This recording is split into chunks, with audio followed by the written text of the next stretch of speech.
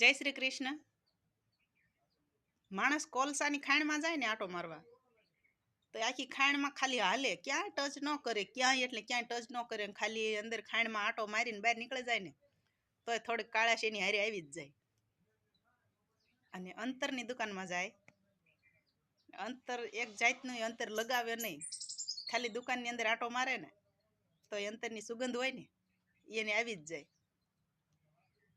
એટલે એવી જ રીતે સંગતનો પરિણામ છે આ બધું. જેવી સંગત હશે ને એવી રંગત આવી જ જશે. જય શ્રી કૃષ્ણ. ખુશ રહેજો. ખિસકોલીનું બચ્ચું અહીં પડી ગયું છે નીચે.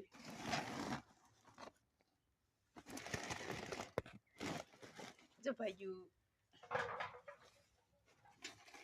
મસ્ત બચ્ચું છે. જો અત્યારે માળામાંથી નીચે પડી ગયું છે. એ ભાગ્યું